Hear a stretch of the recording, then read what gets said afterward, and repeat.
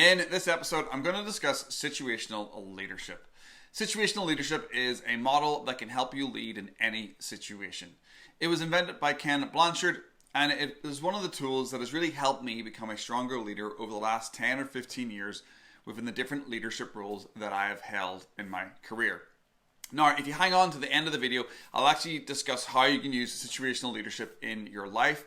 But for the first part of this video, I'm going to focus on how you use it at work, in the office space, as a leader, or even as a co-worker. Now, I'm going to bring the model up of situational leadership, and then once I bring it up, I'm going to discuss the model, and then I'm going to discuss each of the 4 categories. But before we get any deeper, let's bring the model up so we're all on the same page and you understand what I'm talking about. Here is the model. Situational leadership is broken into 4 categories with 4 development areas. D1 to D4 is the actual development of the person that's being coached. Situation 1 to 4 is the actual situation. Now, going from the low to high, along the bottom and up and down. So you've got supportive behavior and you've got directive behavior. So the least directive person and the least supportive person is your S4. The most directive person and the most supportive person is your S2. And as we dive deeper into each of those 4 categories, I'll explain them and I'll give real life examples of what each of those are. That is the overall model, but as I said, I want to talk about each of these categories, each of these situations individually. So let's talk about the first one. But before we do, let's have a little quote about what leadership is to start with. Leadership is a series of behaviors rather than a role for heroes. Margaret Wheatley. Leadership really is a series of behaviors.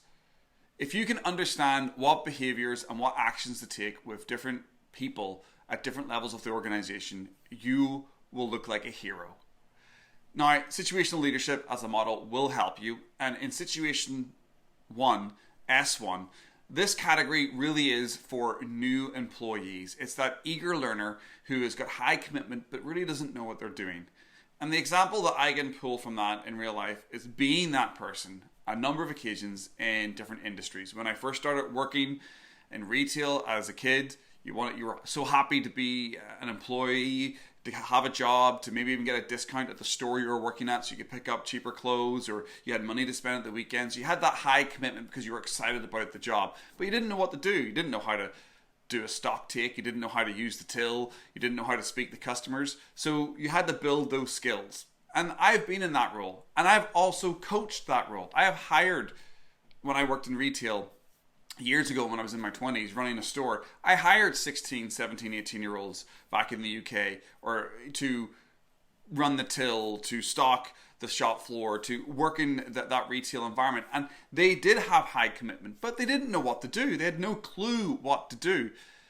So if you're introducing somebody new to the organization, if you overload them with too much information, if you hit them hard, teach them how to do the till, teach them how to stock the stockroom, teach them how to speak to customers, teach them how to tidy the showroom, teach them how to wipe down the front windows, whatever that may be, if you give them the full A to Z guide of what to do in their job, they will automatically go from situation 1 to situation 2 where they'll be overwhelmed. That new person could end up leaving your organization or leaving your small entrepreneurial business. You've got a small business and you hire somebody, some kid in to do a weekend job, but you tell them all the functions of their job on their first day and they get overwhelmed, deer in the headlights, boom, they leave. That's a real life example of how to move somebody from situation 1 to situation 2 without even trying. The idea is that if you've got somebody new, and the way that learning works, and we know this from science, is that you've got to give people it in small bits so they get it and then move on to the next thing.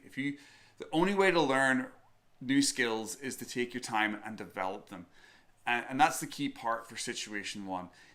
You will have people who are super happy to work somewhere. You were that person at some point. You will hire people who be that at some point. But you have to be super aware to try to keep the people in situation 1 and move them straight to 3 or 4 through correct training and through correct managing.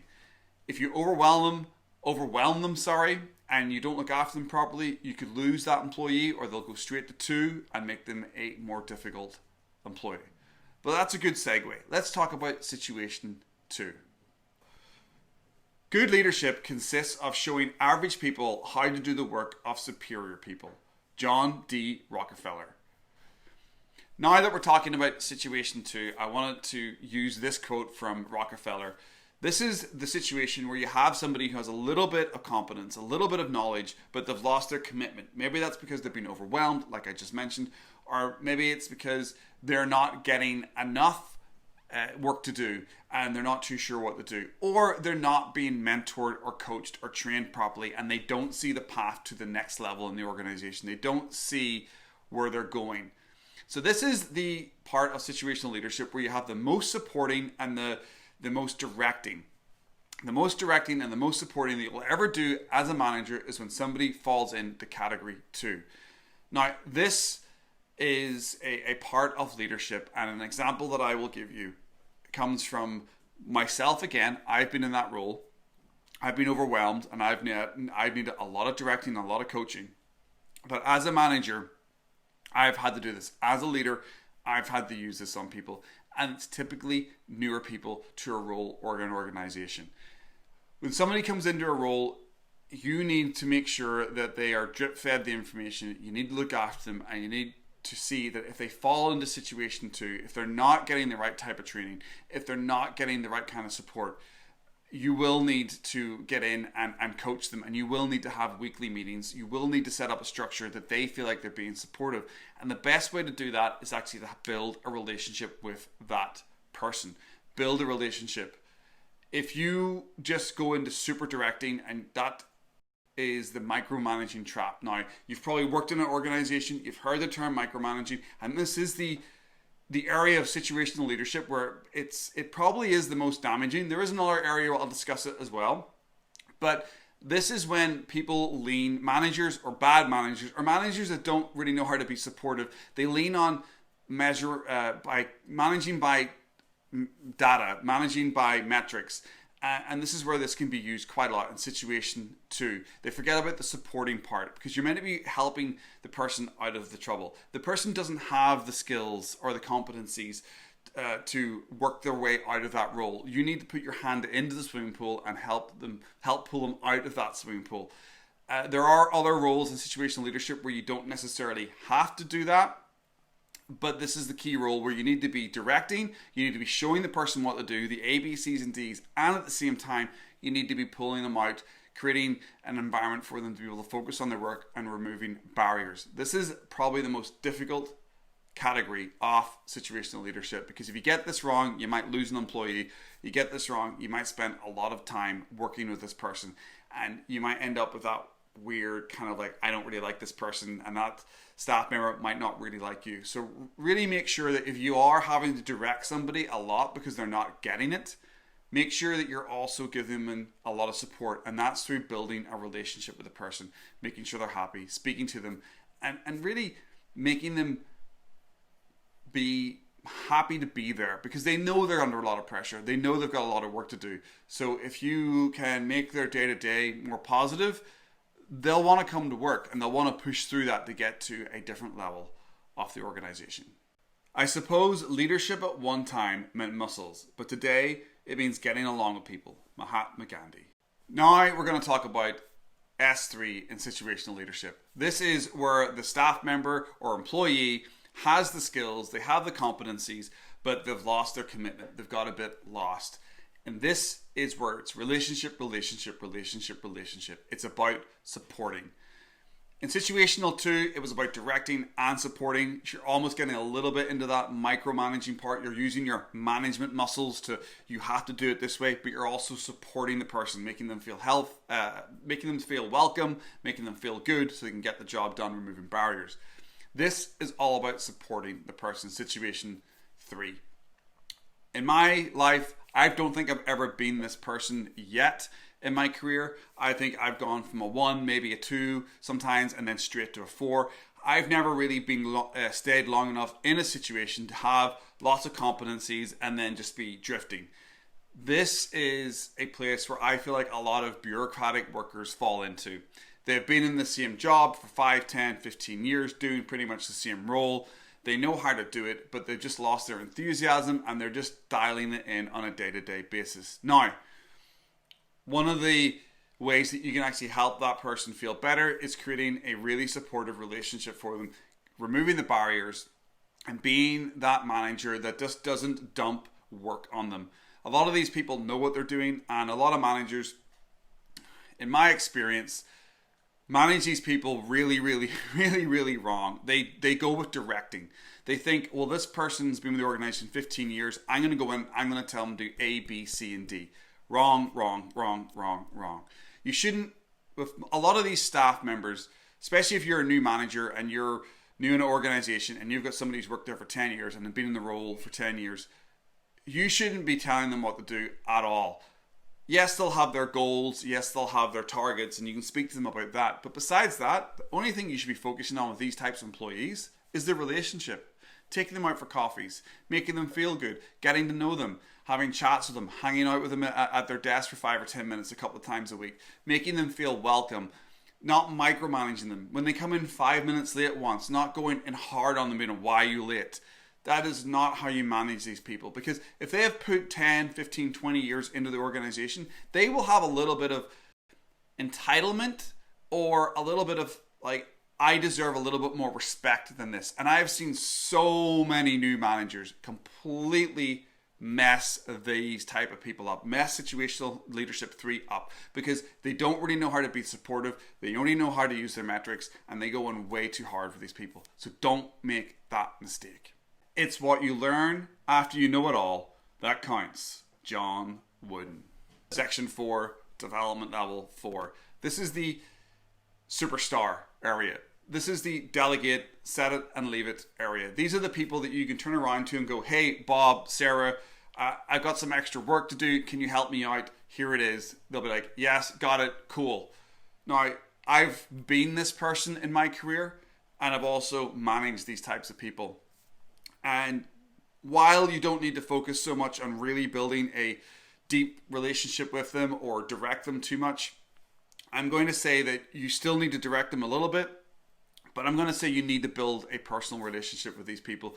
You need to remove the barriers from them. You need to make them feel like they are the superstars. You need to let them know that you have their back and you believe in them and that you trust them to take on bigger responsibilities. Now, as a person who's been a superstar in a team, I know that I was giving more work and more opportunity to make my own decisions. So as a manager, when I have somebody like that, I try to repeat what my previous leaders did, the ones I loved. Everybody's had a good manager. You remember them because they made you feel special. They give you the room to be creative. They give you the room to be who you wanted to be. And that's what you should be doing with these people. If you've got a superstar on your team, just don't leave them, because if you forget about them and you think, well, they know what they're doing, they might become a 3 because they're not getting that reward from you. They're not being made to feel special. So they might fall into that 3 category. Then you've got to build that relationship to push them back into the 4 category. I hope that makes sense. But these people are the best people in your team. If you're lucky enough to have 10 people in a team and you can have 2 or 3 people in this area, you'll be killing it, because those 2 or 3 people will end up doing 80% of your KPIs. It's just simple Pietro philosophy. 80% of your results come from 20% of your people. So you have 10 people in your team and you have 2 superstars, you'll be A-okay. But try to get as many people into this section as you can, and you will be a hero as a leader. This is the dream. This is where you want to push people to. This is the whole model of situational leadership, is to use it and move people from 1, possibly to 2, and then from 2 into 3, and possibly into 4.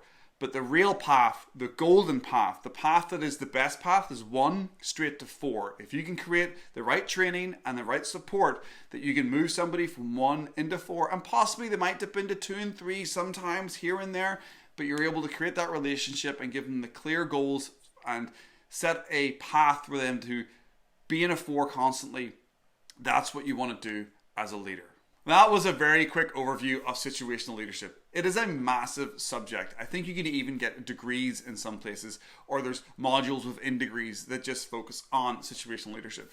But this is one of the best tools that I've ever come across that's helped me be a better leader. I've used this in every team that I'm in. I will, as a manager, write down where I think each of my staff members are within each of those situations, and I will evaluate that once a month or once every couple of months, and I will move them around, and I'll make sure that I am using the right skills with the right people at the right time. I'm not using the skills for a 4 with a 1. I'm not using the skills of a 3 with a 2. I'm making sure that I'm using the right skills with the right people, and I'm constantly evaluating that. If you can do that as a leader, if you can do that with your teams, even if you're not a leader yet, if you can even put in your fellow co-workers into this, you'll know how to speak to them better. You'll know to support the new people, direct them, how to help somebody who's a 2 manage their workload, how to get somebody who's a 3 to be more committed to their role, how to get out of the way of a 4 or support a 4 or show respect and gratitude to a 4 as they help you achieve more within your job. It's a key model. And as I said at the start of the video, I was going to talk about how I also use this in real life. I use this in real life on myself. That's how I use it. I know when I start something new, I'm a 1. I know when I hit the dip in something new, I'm a 2. I know with my YouTube channel, sometimes I'm a 3. I know what I'm doing. I put videos out most weeks, twice a week or once a week, but sometimes I lack commitment. I can not be as focused on it as I should be. And there's other areas of my life, I'm a 4. So I give myself a lot of props and I let myself lean into my unique abilities, which is my situation 4. It's where I'm great at it. I don't need to delegate. I don't need people to tell me how to do it. I just do it. And I actually try to make my life be me being in 4 as often as I can. So that's how you can use situational leadership with yourself. If you're starting something new, plan it out. You know you're going to be a 1, but try avoid becoming a 2 and a 3 and try going from 1 to 4 if you're starting a new habit. You're learning a new language, you're beginning a new activity, whatever that is in your life, you can use situational leadership to help you be much more effective. And I hope you can. Thanks very much for watching all the way through this part of the video. I hope you found value in this. If you have, please hit that like button. Also hit that subscribe button. And hopefully we'll see you in the next video. Make it a good one.